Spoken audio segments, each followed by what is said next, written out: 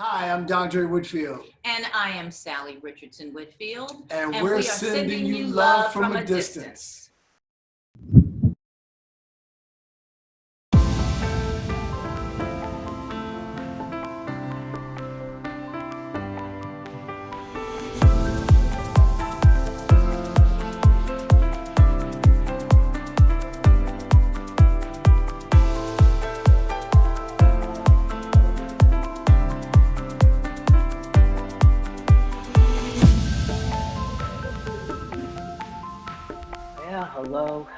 Hello, everyone, and welcome to Love from a Distance, where every episode, we invite you to turn away from the chaos in the world and focus on the love that is in your hearts.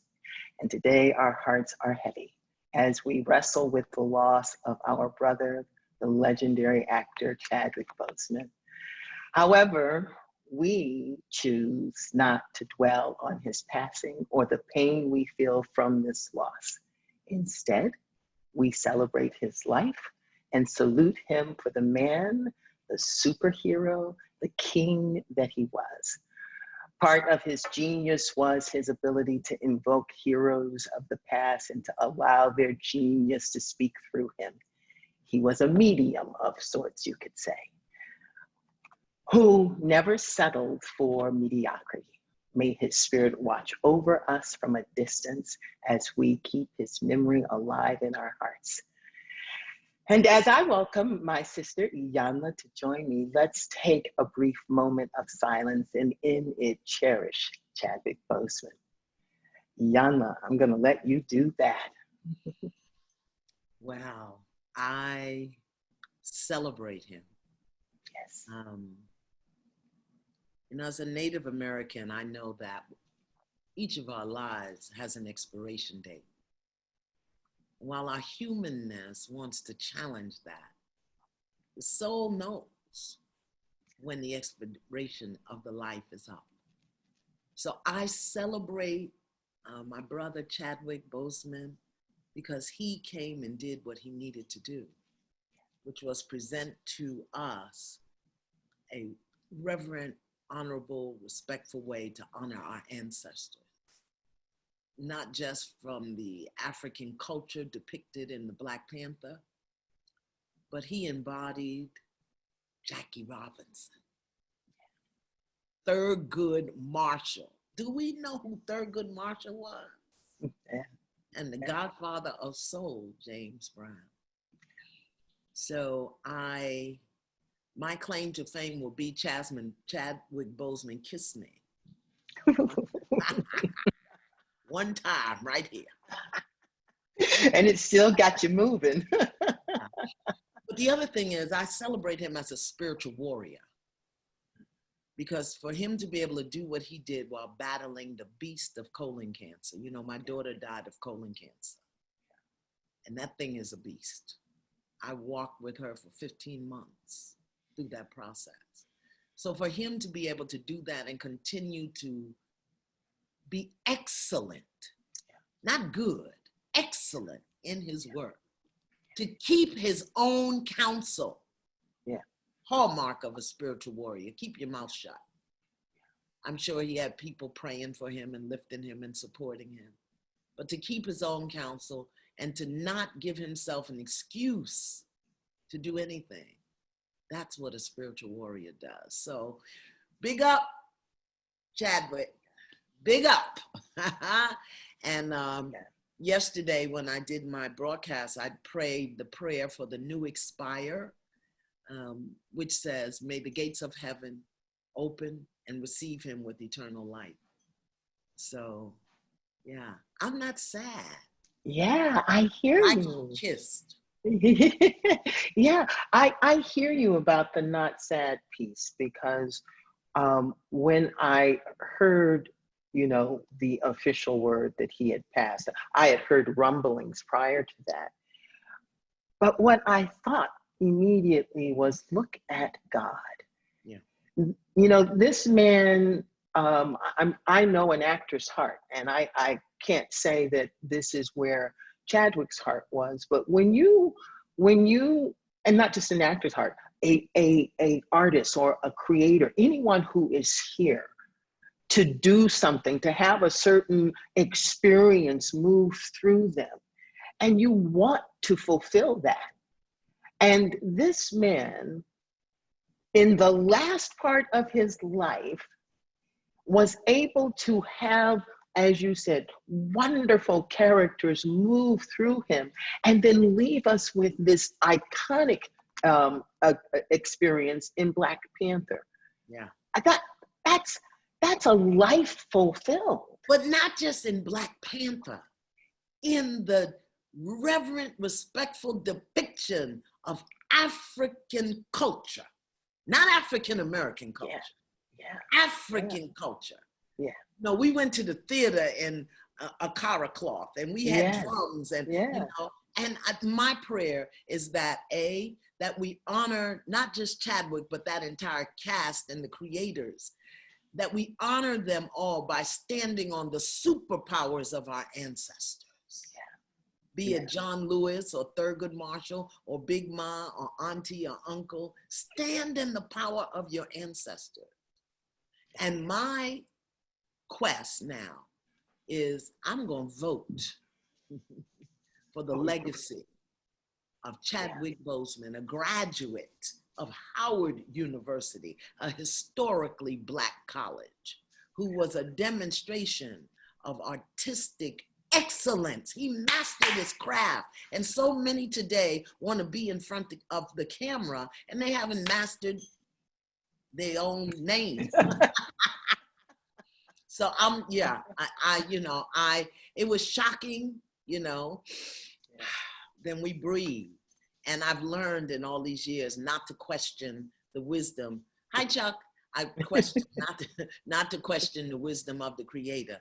His contract expired. Absolutely. But look what he left us with. Absolutely. See, we think you got to have something over and over and over and over and over. You only have to have it one time. And if you honor the memory of it, like he kissed me right here. We all are going to be honoring that memory. Right here. All right? I only need that one to hold his memory. We don't have to keep having the same thing. It's like people keep trying to have the first orgasm 28 years later. That one, have another good one. Don't have that. Absolutely. Well, I think that it is that a way that we can all use his life and the life of anyone whom we admire is to make sure that we are showing up for our own fulfillment. Yeah. What is inside of your heart? What has been given you to do? It doesn't have to be up on the silver screen or on some, world stage, but what are the whisperings of your heart? And how are you meant to fulfill what you are here to fulfill? And make sure that that's your intention. Be open to that. Be searching for that. Be a vessel for that. The thing that I think I respect so much about not just Chadwick Boseman, another person I see it in very often is Denzel Washington. I'm talking about in terms of artists. Certainly people on Broadway, because you're so, it's so intimate, is that they seek the excellence in the presentation as opposed to the accolades of the external validation. Absolutely. And Absolutely. one of the reasons people can't find their path is because they're so, addicted and craving and yearning for external validation. Tell me how pretty I am. Tell me how good I am. Look how wonderful I am. We have a demonstration of that going on in our world right now. But it's true. It's really true. Topic. But if we would just seek the joy and the excellence from the inside, everything else will come. And I think that's what he did. James Brown was a difficult, complicated character, and he played that thing. Oh my God. The thing that I remember about that, and I know people that knew, I call him Baba James, the father James, and that scene where he was singing, "I Need You" to his brother toward the end after him and his they had separated, and he said, I need you, and it was a cappella. Oh, that thing right there. You know, I only need to see that once. Yes. So anyway, yeah. that, and we've got all of this stuff going. This has been a rather challenging week, but we're going to big up everybody. Hey, Brooklyn, how you doing? Miami, how you doing? Richmond, California, Cincinnati's in the house. Chicago, I want you all to behave yourself over there and stop that fighting in the street before I come give you a pow on your butt. Baltimore, Fayetteville, North Carolina, Jackson, Mississippi. Yeah, the people are in the house. People are in the house. Yes, I know. Atlanta's here. I'm coming to Atlanta. Texas. What part of Texas? Annapolis, Maryland. Michigan is in the house. Cleveland. Apex, North Carolina.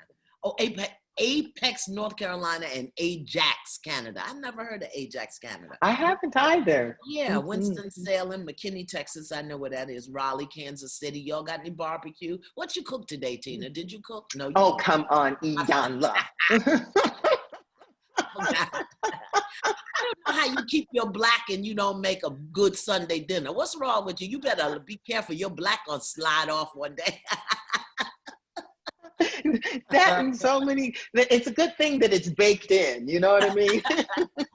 I'm grandfathered in where the black is concerned. I love that. Well, Fort Lauderdale, as a black woman, maybe because I watched my grandmother do it, I get up Sunday morning, I have to have grits and I have to do something for dinner. I can't get through Sunday without dinner. Yeah. Well, that's what we God do. bless you, Iyanla. And all right. Well, so much of what you were sharing as you were talking about Chadwick, elements about excellence and having vision and wanting to master and show up, not just for the ego of it, but for the service of it. It makes me incredibly happy to be able to say that, we're lucky to share this space with people that I know and love. And in fact, yet again, our guests today are my friends. A 3-time Emmy nominee, Dondré Whitfield's career has spanned over a quarter century and has seen him work with several industry heavyweights off camera. Dondré is passionate, and that's an understatement, about helping address and the challenges and pressures of masculine identity in the 21st century. He recently released his first book, Male versus Man: How to Honor Women, Teach Children, and Elevate Men to Change the World. If you have not read it, you will definitely need to run out and get it after this interview. He created an accompanying digital series on YouTube and blacklove.com to further the conversation around manhood with heavyweights such as Will Smith, Kevin Hart, D.L. Hughley, just to name a few heavyweights. His lovely wife, Salli Richardson-Whitfield, is also an industry veteran, and yes, she is. She has been featured in over 20 major motion pictures and has starred opposite a number of Hollywood's top actors, and she has taken her love of storytelling behind the camera these days and has established herself as a powerful producer and director. And when I say powerful, sought after, let's just put that in there. Ava DuVernay was one of the first to recognize Salli's skill as a director, offering Salli 2 back-to-back episodes of the first season of Queen Sugar. Salli's work on Luke Cage has been nominated for an NAACP award for Outstanding Director in a Drama Series. She currently has a series in development and a director, producer, role at Apple and Netflix. Dondré and Salli live in Los Angeles with their 2 beautiful kids. And it is just so nice to welcome you both to Love from a Distance. So good to be here. Yes. I know we've been trying to do this for how long? From Too before long. your book went to the printer. Yes. Yes, I feel like I got eulogized just now. Goodness. We're just happy to be like out of the house. Like we feel like, we out for a second. Yeah. Okay. So Well, let me just say this before we get into the meat of the interview. Dondré, you had no business messing with Nola. You know that. You broke the code. He didn't. I said, you said that, I didn't. No, that was off, messing with your ex's sister. You broke the code, bro. Yes, As long as he doesn't do that at home. You're so right. it's okay. You're right. I heard that often in the street. Oh, yeah. That such a powerful role of such a powerful man. Yes. And so much of that is what you've brought to your writing, to your book. And so let's just start here, because I know we want to talk about this. Man versus male, right? Male versus Male versus man. Yes. Mhm. What's the distinction? A huge one. I really start the book off by explaining the fact that males look to be served while men look to be of service. Mm-hmm. So male is my gender, but man is my job. Okay.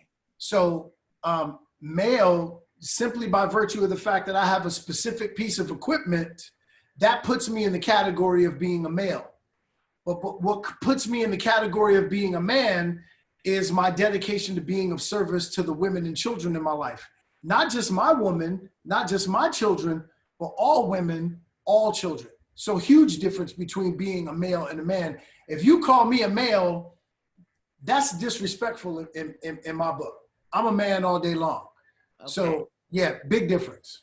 So how'd you get there? Because I suspect there was a time you was a male. I may have met him. Yeah. That's the guy I dated. Yeah, You, dated wait a minute, the male? you dated the male?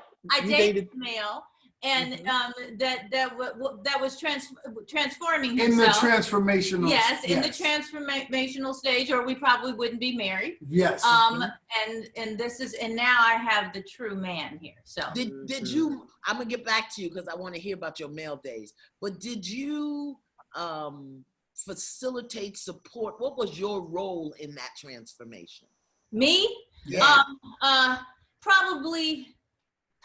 I mean, I think that the mistakes that we both made in our relationship are the things that make you grow and learn and get better. Unfortunately, I think that there are a lot of males in the world who are not trying to be better.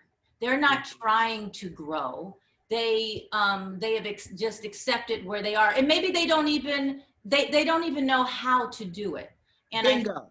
they don't know how to do it. And Where is it taught? right. Where is it? And that is what Dondré wanted it so bad. Like the one thing that Dondré is always, even in the beginning of our relationship, he's just always been a good guy and was searching to be the best person that he could be. And through reading and research and life and trial and error, I was lucky that I had a man who really wanted to be the best person, best husband, best father that he could be. Tell me about your maleness. Come on, tell me. Tell me some of them things that males do. Well, first of all, males do all the ugly stuff that we read about and that we see, and that by virtue of the fact that he has facial hair or pecs or accoutrements of accomplishment, we identify him as a man because he's wearing the uniform of one. That's all the uniform, right? And we mistake them for being a man. We even label them as men, but really they're still stuck in the mental capacity of a boy, which really makes them grown males. So getting back to what my wife said and what you were affirming was that many of our brothers want to, but don't know how to because they've never been taught. So if you don't have information and instruction, you never know how to get there. When I speak to young males across the country, one of the first things I ask them is, name me all your favorite basketball players. And they name off the same, list, the LeBrons, the Kobe's, right? And I say, well, what do all of them have in common? And they'll name off a few things. And I said, you're missing one thing. And they're sitting around looking at each other. They're puzzled. I said, they all had coaching. Yes. When from the time that you play at AAU to high school to college to the pros, you have coaching. And guess what? At every level that you move into, every level that you matriculate into, you don't get less coaching, you get more coaching. Why? Because there's more at stake. So why is it that we think that we know we need great coaching to become a great basketball player, but we don't need great coaching to become a great man? Well, don't we know it? And isn't that why there's so much wahala and, hysteria about absent fathers? But then most of the time, the reason the father is absent is because he didn't have coaching. Absolutely. Right. To that point, one of the reasons why I wrote this book was because my father and I had been estranged from each other for 20 years. And I didn't realize how much anger, pain really, but the anger is the baby that gets birthed out of all of that pain. And I didn't realize how much of that I was carrying around from being abandoned by my father. And when we finally reconciled, I had to get to the point that my father couldn't father me because he himself was unfathered. My father couldn't give me something he never had. And so I wrote this book really for two reasons. Number one, I finally came to the realization that my father would have been a great man had he had great information and instruction. Absolutely. And if God, shout out to my brother Chadwick, if God calls me home the way he called home our brother, prior to me anticipating that call, I need to know that I have left a playbook for manhood for my son. And so I wrote this book paying homage to my father, giving little him the gift of this playbook, that if he had had it, he would have been able to matriculate into manhood. And again, if I get called home sooner than anticipated, my son has it. He's got the playbook for manhood and he can go. And I do think that there are definitely some tangible things in the book that people can follow. And that's what's great about Absolutely. But yeah. I want to, before we go there, I want to ask you this question. Salli. Yes. How did you experience his anger? Because I think sometimes as women, we excuse and accommodate bad behavior in the males because of our own stuff. How did you experience his anger? Well, it's funny, you think about the person that I am now. If I had met Dondré back then, we may not have gotten together. Because we wouldn't have gotten together. I am the person I have grown into, and and the strength that I have would probably never have. There's no way I would have accepted any of the stuff that was going on. So I think a lot of it with Dondré was controlling what I did and who I was and what my behavior was supposed to be, because that was supposedly a reflection of who he was. So it was really about trying to have control of me, and which manifests itself in a lot of things, of maybe a bit of bully behavior, which men can have, kind of all encompassed in that, and distrust of me when you ain't even doing, it's kind of classic things. Right. And because of the hurt that I come from and my damage in my life, I was accepting of that. Yes. And we had we broke up. We've been together 23 years. Yeah, 23 years. We broke up for a year while we were dating, and then broke up for almost a year after we had our daughter, kind of still going through the same things over and over. And me me not doing the work and accepting the same thing, and him actually doing the work, but still coming back and doing the same thing. But luckily, you know, we always had this true commitment. So I really think it was really about the sense of control over me. And now he's at the point where he doesn't feel like he needs to control me. And I'm at the point where ain't nobody controlling me. So, so I'm glad we can't do it at the same time, or it wouldn't work. And that's kind of part of the reason we broke up. I couldn't, like, you know, there's no fun when you feel like you can't be yourself fully. And I'm finally at this point in my life where I want to be me fully. And hopefully you can accept it. Tell me about the moment, because I mean, you put it in the book, but I just think it's so much more authentic when people hear it out of your mouth. Tell me about the moment when you recognize, oh damn, this ain't working. So, or was it a moment, a series of moments? It's always a series of moments. Absolutely. But then there's that, like, that one, you know, thing that usually kind of takes it over the top. The pow pow on your butt. The pow pow. Yeah, because what I was doing was I was bringing into our relationship what I had been taught. I was bringing into the relationship the information and instruction that I was given by the street. I grew up in Brooklyn. Come on, sis.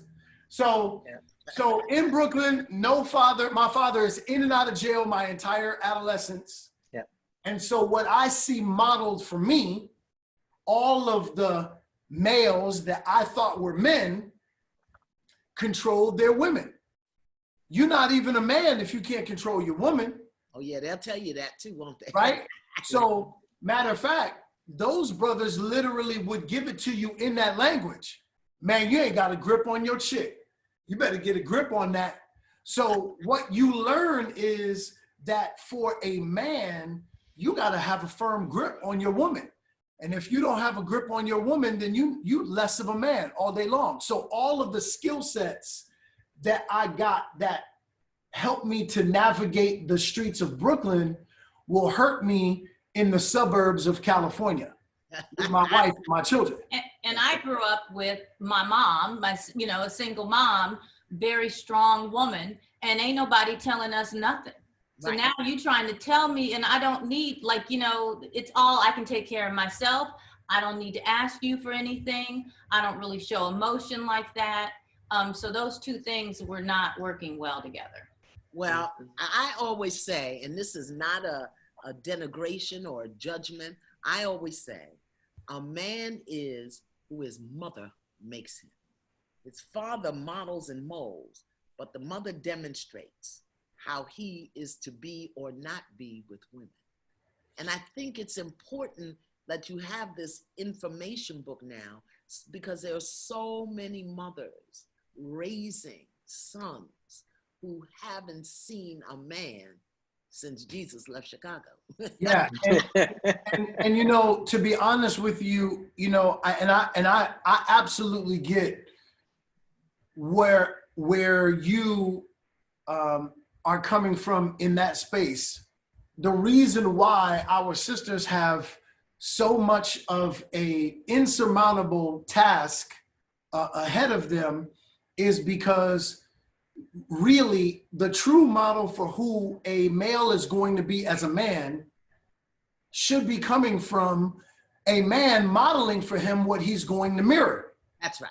So when he doesn't have that, and I always explain this, look, I have testosterone going through my body. My son is 11 years old. My wife will tell you already he will give her fits. Yes. And whenever she just can't do it anymore, she'll be like, you want me to tell your father, Daddy? And then all of a sudden, my son, right? And he's 11, right? And he ain't even in the street, right? We've got a great life. We got great, loving family structure. But when you have testosterone running all through your body and you don't have the kind of information and instruction that you need in order to navigate that, you become a danger to yourself and everyone around you, particularly the women. That's right. What I love about the book is that it's really like mom can teach you how to be a wonderful person. She can make sure you're doing school well, tell you how you're supposed to treat women, all that. But then at the end of the day, wouldn't it be great if we had our men there to do the other part? You know, Not great, absolutely necessary. Not great. We're missing that piece. It is necessary. Necessary. It is absolutely necessary. That's why God made it that way. And it doesn't mean that we're not doing a good job or that we haven't. I remember it's not that the moms aren't doing a good job. Right. I remember when my son was a baby and his dad, my husband, used to throw him in the air, right? Throw him up in the air. I would have an absolute hissy, screaming fit, heart attack, fall out on the floor, and the baby would, he'd catch him, and he'd come down, and the baby would be laughing. I done peed all over the floor. You know, and when I think back about it now, you know, and my husband used to say to me, he's a boy. He's got testosterone. We got to pump it up. And I said, you drop my baby on the floor, I'm going to pump you up with some shit. But just the way that mothering and fathering are so required to build a whole being. No question. That's the reason why it takes two people to create a child, a man and a woman, because in order for a child to really be whole, spiritually, emotionally, mentally, they need the messaging of both. That's exactly right. When one is missing, and you can always, if you ever have a conversation with someone that you know that is missing one of those parents, you will see that something is missing in terms of what the way they move, their interaction. They're missing a piece of something that helps them be able to navigate this world in the best way. And when you use the word Iyanla, it's the perfect word. Necessary. Me in the life of my son is absolutely necessary in order for this dude to become the man that God intended him to be when he was created. Absolutely.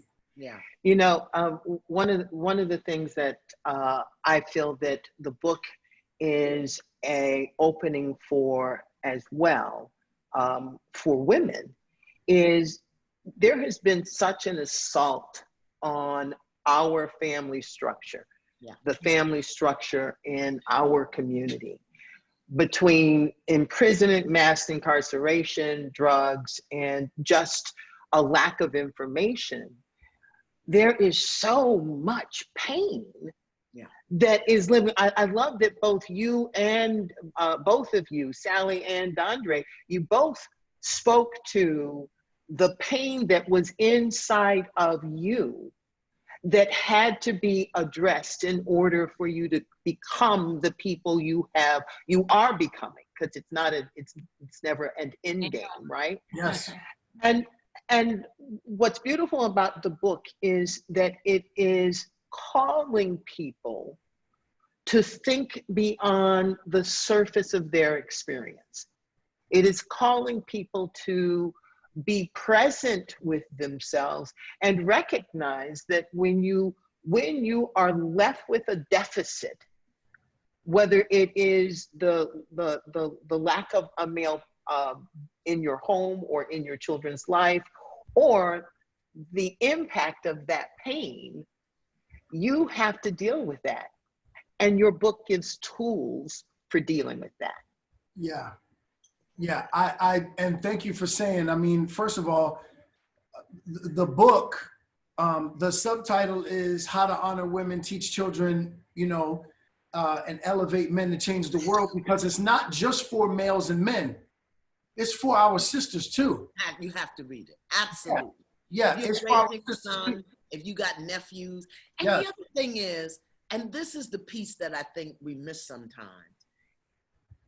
In order for me to support you in being a better man, I have to know how to be the best woman I can be. Man. I mean, that's complimentary all the way down the No line. question about Because it. if I'm a scuzz bucket, you know, I can't hold you accountable to be, you know, a better man. Listen, I want to go back to the clip that we played from the Black Panther, where T'Challa's father said, "You are a good man, and it is difficult to be a king when you are a good man." Okay, that is so important because so many of us, this fly, there is a fly. I see you fighting with it, Iyanla. I see you fighting. It's like she's not crazy, y'all. Iyanla, that's a male. That's a male. That's a male. I believe it. But you know what? And I want you to speak to us. If you would give us maybe one or two things that address this. So very often males want the title and the accolades, and again, the external validation when they haven't developed the requisite masculinity to be a man. So coach us, come on, give me your number one coaching tip. You know, it's so interesting because think of it like this. The males are the ones that are wearing the snorkel. So they're just at the surface of the water. Their head is underwater. So it looks like they're really down in there, but really they just right at the surface. Like if they go down, they're going to drown because they only have a snorkel. A man that has on full scuba gear on, tank on the back, we deep diving. Like this is way deeper than just the surface. I look like the average male, but I am not. But you have some great examples in the book of like how, like stuff, right? Yes. Okay. So I'm Help him get to that. I read it, but my wife was directing me to get to it. I'm sorry. no, you do it. Yeah. You do it. I'll be quiet. Because I don't think people understand what you mean when you say dive deep. Yes. The average male has no clue.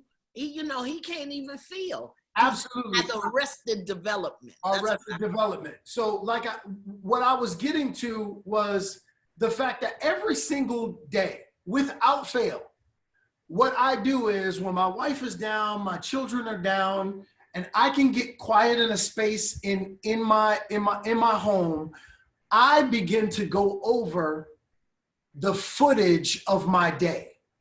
Reflection, self-reflection. Like it, absolutely. So Black Panther teaching, honey. Black Panther's teaching. Right. So now, like I'm speaking male and man language now. If you were an athlete and you played in a game, the only way for you to show up better for the next game is for you to look at footage of what you did in your last game.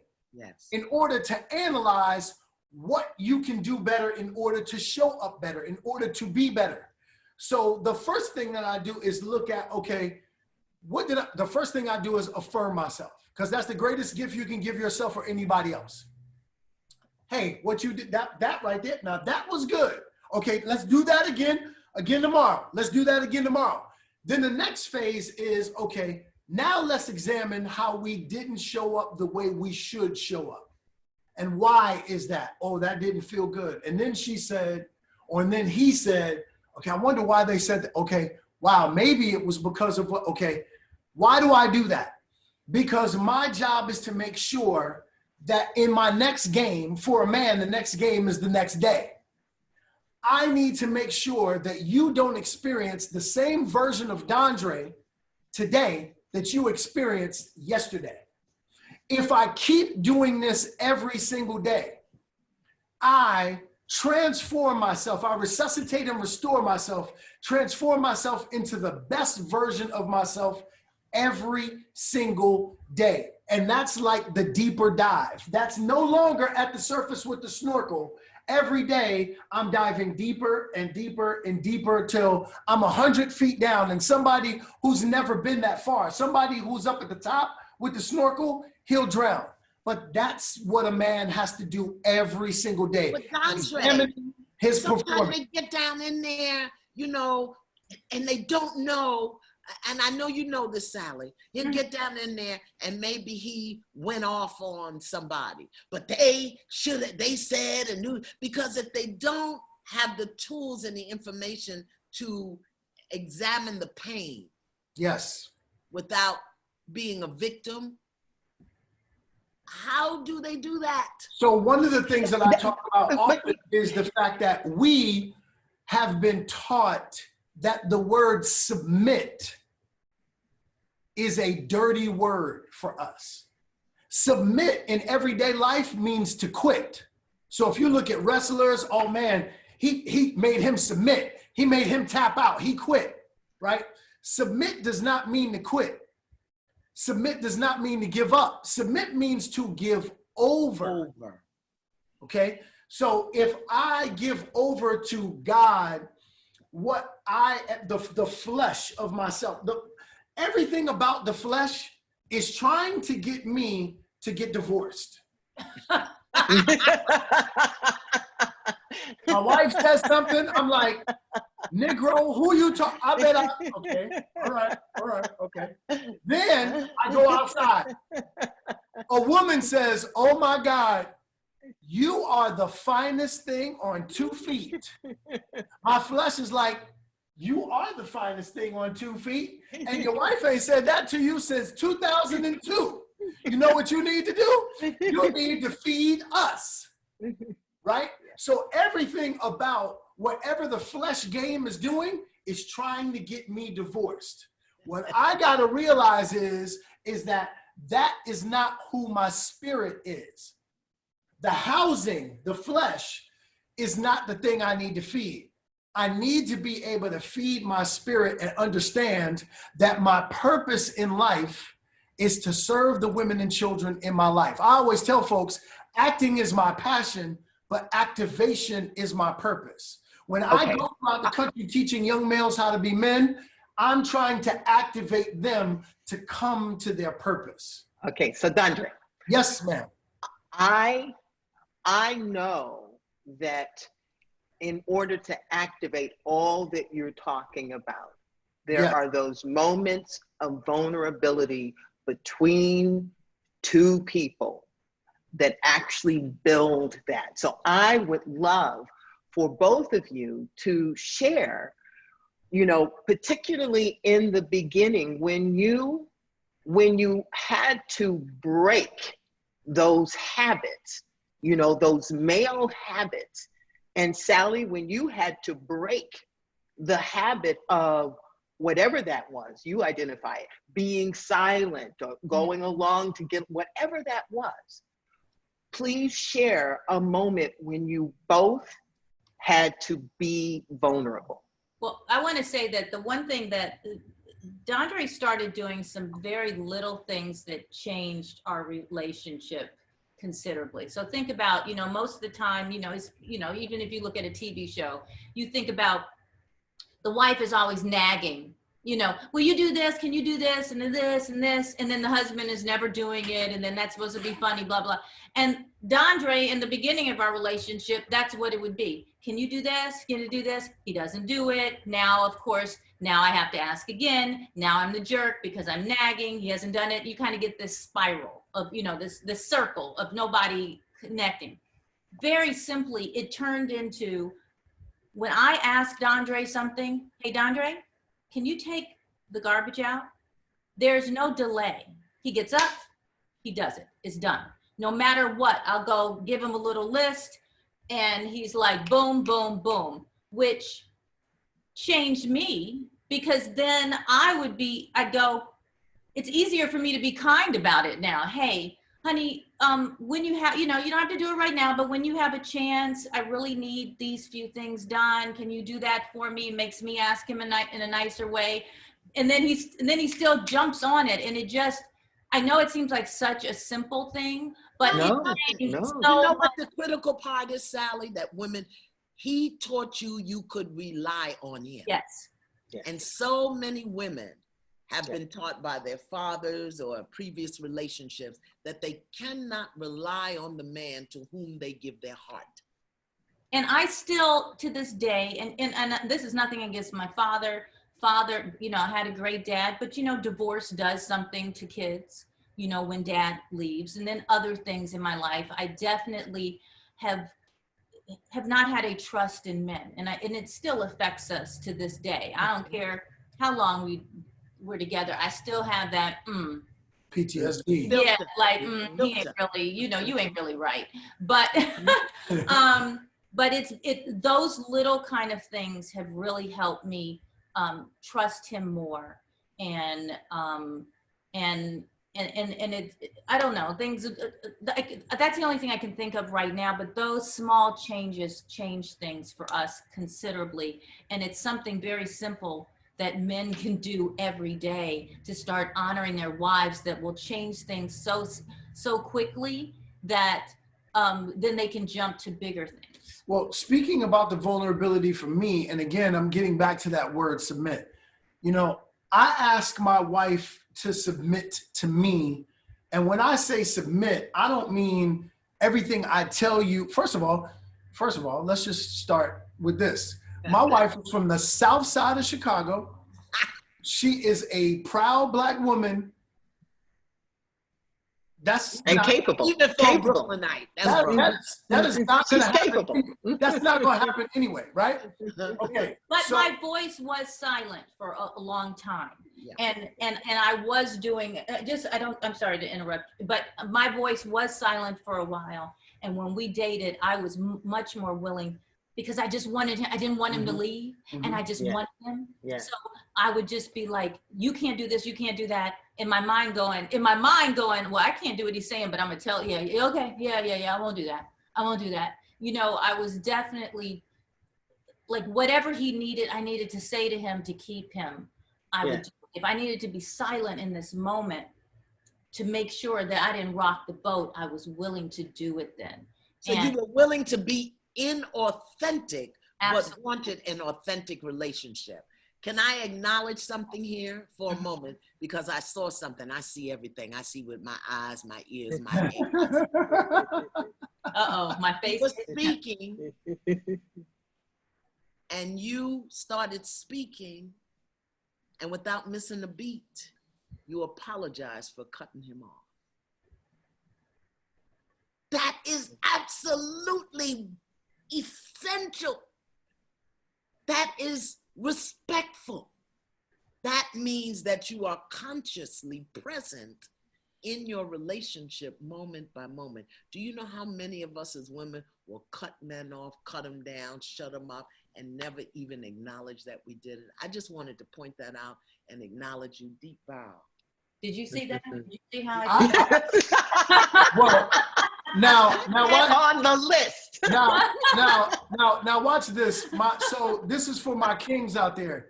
Did you see that your king made way for his queen to go ahead and do what she needed to do in that moment? Right? A lot of brothers will be like, well, let me finish first. Yeah. Okay, so I was talking. Hold on one second, right? I've gotten to that space where, number one, I don't need that, because it's getting ready to come back to me. And again, this is a getting back to that crucial word, submit. I'm going to submit to my wife in that space, because she has got something heavy on her heart that she needs to get out, and needs to get out now. I submit to that. There are many times where, look, there are times where I feel like I may have the better plan, and I will share that with my wife. But then there are times when my wife was like, no, I feel like this is what we need to do. And I go, hey, let's go. Let's get it. You know what? Here's the key. Men think in headlines. Women think in fine print. Fine print. A man's mind looks like the steering, the dashboard of a car. A woman's mind is the dashboard of an airplane. So sometimes I think that, we bring in the little nuances. Would you think that, would you say that they just can't, and they don't have it on their dashboard? But the thing is that you trust each other enough. I'm saying you, but if we in relationships can learn to trust and respect each other enough to know We just go into the market. We don't need a Boeing 737. But now we getting ready to spend some money and invest. We need all of the mechanizations working. Right. So we got to do this thing together. Right. Well, what's great about what you're saying is that, and you know, I counsel couples, particularly married couples, and they, you know, often I'll hear them say, well, he's not like me or she's not like me. And I'm like, well, that's awesome. Yeah. Yes. Because if he were like you or she were like you, that would make one of you unnecessary. Right. There's a reason why my wife thinks or sees differently than I do, is because I will never forget this. I said this very early on, and this was closer to my male days than my man days. But I was having a man moment in instructing my wife, if I ever get into a physical altercation with another male, you have one assignment. Actually, two. Don't get involved.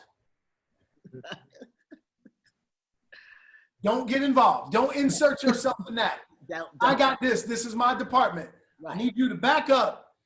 And your second assignment is, if you see anything happening behind me that I can't see and it's coming my way, call it out. Right. I will take care of it. Right. What I was trying to do in that moment was to give my wife, and at that time we were dating, but what I was letting her know is, look, I got you. We go somewhere, people often ask me, they'll say, well, you guys travel with security? I'm like, bro, I am the security. I'm the baggage handler. I'm the security. I'm all of that. If my wife says, hey, babe, I need so-and-so and so-and-so, even in that moment where I may not, you know, want to do it, it's going to get done, because my assignment is to make sure that I take care of my wife in all of those ways. But that's how I cover my house. What I've loved, or one of the ways. What I've loved about this point in our life is that it's funny. I think that talking about how I used to try to please him, we used to be actually more alike, or seemingly more alike, because I was probably like, yeah. And authentic. Yes. And as we've grown up together, we actually have become a lot of things much different than each other, but we are learning to accept who these new people are without going, well, that's not who you said you were, and we're leaving and separate. He's letting me grow in one way and become a person that I don't know if he knew that's who I was going to be. And yep. Dondré, I let him do, you know, grow to who he's going to be. I mean, we used to watch the same. I mean, there's a lot of things that seem a lot different than when we dated. But I'm just excited that he's been letting me be me. I don't know. I mean, you know, not making room for that. Can we talk about these T-shirts? Yes. Let's talk about these T-shirts. So Iyanla, I knew you were going to appreciate this T-shirt. Can you see that it says? Talking about nasty and strong. Yeah. So our friends, Andre and September Harrell, they actually sent us these shirts. And they're starting a new line, a Words Matter series. You know, often if any of us gets called nasty, the code really is that means that you're strong. Yeah. And so this Words Matter series is powerful. They're on Instagram and Facebook, and this is one of their iterations. And we said, you know what? We're going to celebrate our folks. We thought it was a very strong statement, because, often we get called that, but really it's about our strength. Listen, all day in my job, I'm way too strong for a lot of these people. Yeah. And I'm sure they got an attitude. When I left, yeah. Tell Andre to make a shirt that says, attitude and clarity. Yes. I love that. Yes. Yes. Because very often when you're clear, they say you got an attitude. That's right. For sure, we could do this again. For sure.